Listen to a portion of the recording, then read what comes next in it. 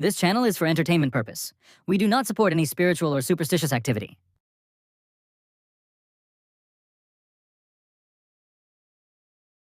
मरदूद पारक एक होलनाक दास्तान तहरीर। एक होलनाक सफ़र की दास्तान जो एक भूले बुसरे बच्चों के पारक में घटी, शहर के किनारे पर लाहौर के पुराने इलाके में, जहां पुरानी दीवारें अपनी कहानियां खुद बयान करती हैं। एक ऐसा पार्क था जिसे लोग गल बाग चिल्ड्रन पार्क कहते थे, लेकिन मोहल्ले वाले उसे बस वो जगह कहते थे। नाम लेने से भी डरते थे। साल था 2018 का, और रमज़ान अहमद एक 27 साला सहाफ़ी अपने अखबार के लिए इस पार्क की कहानी लिखना चाहता था। उसने सुना था कि ये पार्क 1989 में अचानक बंद हो गया था। किसी ने नहीं बताया क्यों। सरकारी रिकॉर्ड में सिर्फ इतना लिखा था, बंदोज हुक्म इंतजामिया, वजूहात नामालूम। रमज़ान ने अपना बैग उठाया, अपना कैमरा चेक किया और अक्टूबर की इस ठंडी शाम को अपनी मोटरसाइकिल पर सवार हो गया। पार्क शहर के जनूबी किनारे पर था, जहां आबादी खत्म होती थी और वीराना शुरू होता था। रास्ते में उसने पुराने बुजुर्गों से पूछा। एक बूढ़े चाय वाले ने चाय का कप रखकर कहा, बेटा, वहां मत जा। जो गया वापस आया तो बदल गया था, जो नहीं आया वो भी वहीं रह गया। रमजान ने मुस्कुराकर कहा, बाबा जी, मैं सहाफ़ी हूं, हकीकत ढूंढता हूं, खौफ नहीं। बूढ़े ने आंखें बंद कर लें और बस एक जमला कहा, हकीकत बाज़ औकात खौफ से ज्यादा खौफनाक होती है। पहली नजर पार्क का लोहे का बड़ा गेट जंग आलूद था। ऊपर लिखा था, गुलबाग, बच्चों की खुशियों का घर। लफ्ज खुशियों पर कोई सियाह रंग फिर गया था, जैसे किसी ने जानबूझकर मिटाया हो। रमजान ने ताले को देखा। वो पुराना था मगर खुला हुआ था, जैसे कोई अंदर से अभी निकला हो या अंदर से दरवाजा खोला गया हो। इसने दरवाजा धकेला। लोहे की कड़वाहट भरी आवाज ने सारे माहौल को चीर दिया। अंदर का नजारा देखकर रमजान एक लम्हे के लिए रक गया। वो पार्क जो 30 साल से बंद था, ऐसा लगता था जैसे वक्त वहां रक गया हो। घास इतनी बढ़ गई थी कि घुटनों तक आती थी। पुराने झोले अभी भी खड़े थे, लोहे के जंग आलूद झोले जिनकी जंजीरें हुआ में लटक रही थीं। स्लाइड का रंग उड़ गया था।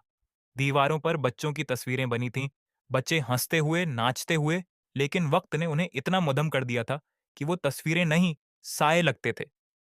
और फिर रमजान ने कुछ महसूस किया। हवा बंद थी, मगर एक झूला हिल रहा था, आहिस्ता आहिस्ता, आगे पीछे, आगे पीछे। पुरानी फाइलें। अगले दिन रमजान जिलाई दफ्तर गया। उसने अनीस सोनवासी के रिकॉर्ड मांगे। एक बूढ़े कलरक ने फाइलें ढूंढे और फिर चेहरा फेर लिया।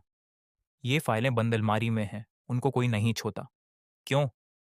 क्योंकि जो छुए वो रात को सो नहीं पाता। रमजान ने इसरार किया। आखिरकार फाइलें निकाली गईं। 1988 और 1989 की रिपोर्ट्स में लिखा था, मार्च 1988। पार्क में खेलने वाले बच्चों ने शिकायत की कि रात को वहां से हंसने की आवाजें आती हैं। जुलाई 1988। पार्क के चौकीदार ने इस्तीफा दे दिया। उसका बयान, मैंने रात को बच्चों को झूले पर झूलते देखा। पार्क बंद था, वहां कोई नहीं था, लेकिन वो थे। नवंबर 1988। 7 साला बच्ची नादिया पार्क में खेलते हुए लापता हो गई, जिस्म नहीं मिला। फरवरी 1989। 9 साला बच्चा कामरान लापता। अप्रैल 1989। 5 साला जड़वां बच्चे अली और उमर लापता। मई 1989। पार्क बंद, कोई तफसील नहीं।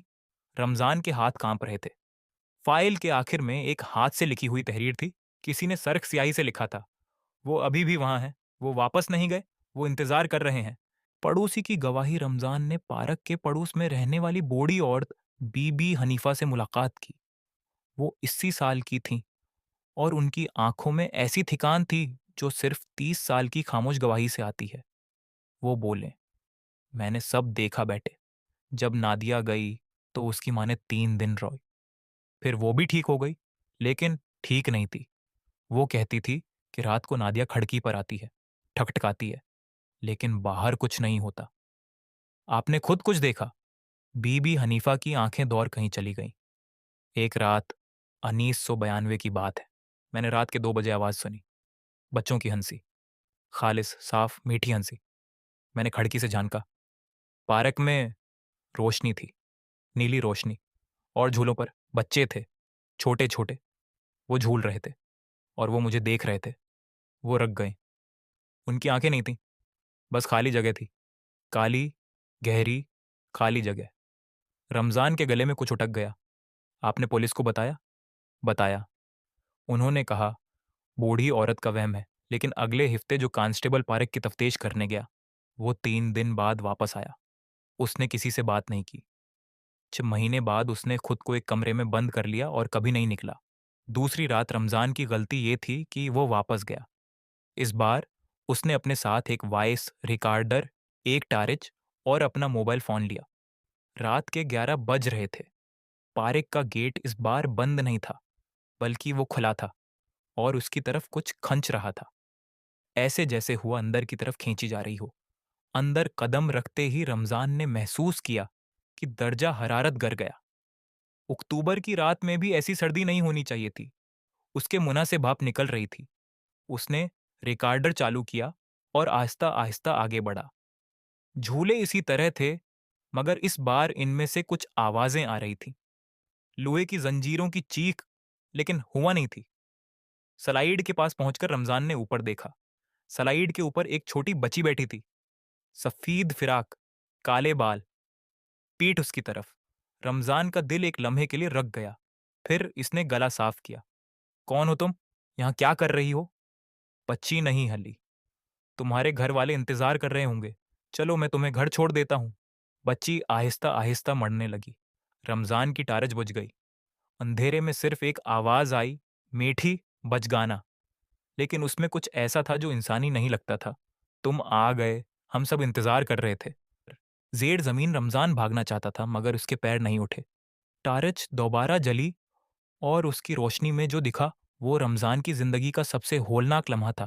سلائیڈ خالی تھی، لیکن چاروں طرف، ہر جھولے پر، ہر بینچ پر، گھاس میں، دیواروں کے پاس بچے تھے، چھوٹے چھوٹے بچے۔ وہ سب خاموش تھے، وہ سب رمضان کو دیکھ رہے تھے۔ ان کے چہرے پیلے تھے، آنکھوں کی جگہ کالا خلا تھا۔ ان کے کپڑے 1900 اسی کی دہائی کے تھے، پرانے، مٹیلے۔ ایک چھوٹا بچہ آگے آیا، وہ شاید 6 سال کا تھا۔ اس نے اپنا ہاتھ آگے بڑھایا، جیسے رمضان سے ہاتھ ملانا چاہتا ہو، اور اس کی آواز آئی، کھیلو ہمارے ساتھ، یہاں کھیل کبھی ختم نہیں ہوتا۔ رمضان نے زور لگایا اور بھاگا۔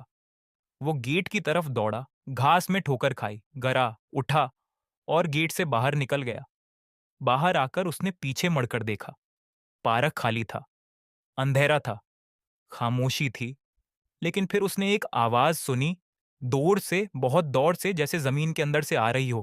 کئی بچوں کی ہنسی، بے پرواہ، معصوم، خوفناک ہنسی۔ سچائی کی تلاش رمضان نے اگلے ہفتے ایک پرانے پادری سے ملاقات کی جو اس علاقے کے بارے میں سب کچھ جانتا تھا۔ فادر متھیاس، 70 سال کے، سفید بال، آنکھوں میں ایک عجیب سی روشنی۔ فادر متھیاس نے آہ بھری۔ یہ پارک 1975 میں بنا تھا۔ اس سے پہلے وہاں ایک پرانی قبرستان تھی، برطانوی دور کی۔ جب پارک بنانے کے لیے کھدائی کی گئی تو قبریں منتقل کی گئیں، لیکن شاید سب نہیں۔ آپ کا مطلب؟ میرا مطلب یہ ہے کہ کچھ روحیں اپنی جگہ سے نہیں ہلتیں، خاص طور پر بچوں کی روحیں۔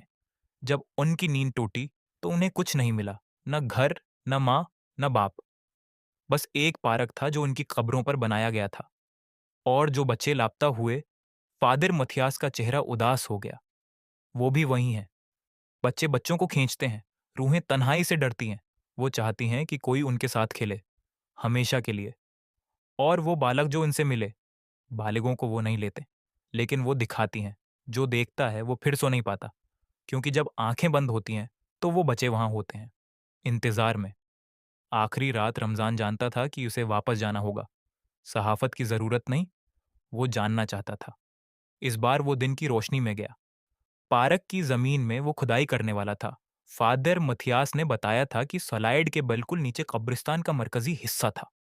اس نے فاوڑا اٹھایا اور کھودنا شروع کیا۔ 3 فٹ گہرائی پر لوہے کا ایک پرانا صندوق ملا۔ اس نے صندوق کھولا۔ اندر ایک کاغذ تھا، زرد پڑا ہوا، لیکن الفاظ واضح تھے۔ کسی انگریز افسر نے لکھا تھا، 1885 کی تاریخ تھی۔ یہاں مدفون ہیں تیرا بچے جو 1884 کی وبا میں فوت ہوئے۔ خدا کی رحمت ان پر، ان کی قبریں ہمیشہ کے لیے محفوظ رہیں۔ 13 बच्चे।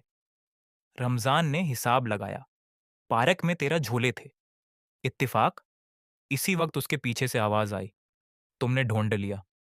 वो मड़ा। एक बच्चा खड़ा था, सफेद कपड़ों में, काली खाली आंखों के साथ, लेकिन इस बार उसके चेहरे पर एक अजीब सी सुकून था। तुमने हमें याद किया, किसी ने पहली बार हमें याद किया। और फिर आहिस्ता आहिस्ता वो बच्चा धंधला होने लगा।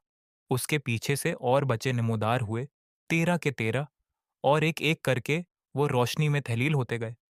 आखिरी बच्चे ने जाते जाते कहा, शुक्रिया, अब हम जा सकते हैं। अंचार का क्या हुआ? मगर रमजान की कहानी वहां खत्म नहीं हुई। वो 4 बच्चे, नादिया, कामरान, अली, उमर, जो 1988 और 1989 में लापता हुए थे, वो कहाँ थे? रमजान ने उनके घर वालों को ढूंढा। नादिया की माँ अभी भी जिंदा थी, बहुत बूढ़ी, अपने घर में अकेली रहती थी। जब रमजान ने उन्हें बताया कि पार्क में उसे क्या मिला, तो बूढ़ी माँ ने आंसू पूछकर कहा, मुझे पता था वो वहीं है। हर रात वो ख्वाब में आती है, हिंसती है, कहती है, मामा मैं खुश हूं, लेकिन आजाद नहीं हूं। अब वो आजाद हैं। बूढ़ी माँ की आंखें भर आएं। और इस रात पहली बार 30 साल में उसने नादिया के बारे में ख्वाब नहीं देखा। पार्क की आखिरी रात पार्क को तोड़ने का फैसला हुआ। रमजान के मजमून ने तहलका मचा दिया। इंतजामिया ने तहकीकात शुरू की। खुदाई में वाकई 13 कब्रें मिले, और 4 और कब्रें भी जो बाद में बनी थी। नादिया, कमरान, अली, उमर, वो 30 साल से वहीं थे, जमीन के अंदर, इस पार्क की मिट्टी में। उनको बाइज्जत तरीके से दफनाया गया। उनके घर वाले वहां आए, रोने आए, दुआ पढ़ी। रमजान वहां खड़ा था जब आखिरी नमाज जनाजा अदा की गई। उसने महसूस किया, एक हुआ चली, गरम, नर्म हुआ वो अक्टूबर की ठंड में। और दौर से, बहुत दौर से बच्चों की हंसी आई। इस बार वो हंसी खौफनाक नहीं थी, वो खुशी की हंसी थी, आजादी की हंसी। अख्तिताम, वो जो रह गया पार्क तोड़ा गया। इसकी जगह एक छोटी सी मस्जिद बनी और एक बागीचा जहां 13 पौधे लगाए गए, हर रूह के नाम पर एक। रमजान अहमद अपने काम पर वापस चला गया, लेकिन हर रात सोने से पहले वो एक आवाज सुनता है, आहिस्ता, दौर से, जैसे ख्वाब की सरहद पर, तुमने हमें याद किया। और वो जानता है कि कुछ कहानियां खत्म नहीं होते, वो बस आगे बढ़ जाती हैं। कमशदा सफ़ा, ये सफ़र रमजान अहमद की डायरी में मिला, आखिरी अंदराज, जो उसने पार्क के तोड़े जाने के एक हफ्ते बाद लिखा। मैं आज बागीचे में गया, पौधे अग रहे हैं, मौसम अच्छा था, लेकिन जब मैं वापस मुड़ा तो मैंने पीछे एक नजर डाली। इन 13 पौधों पर एक एक परिंदा बैठा था, सफेद परिंदे। वो सब मुझे देख रहे थे। फिर एक साथ सब उड़ गए आसमान में, ऊपर। और मैंने सोचा, शायद यही आजादी है। Thank you for watching.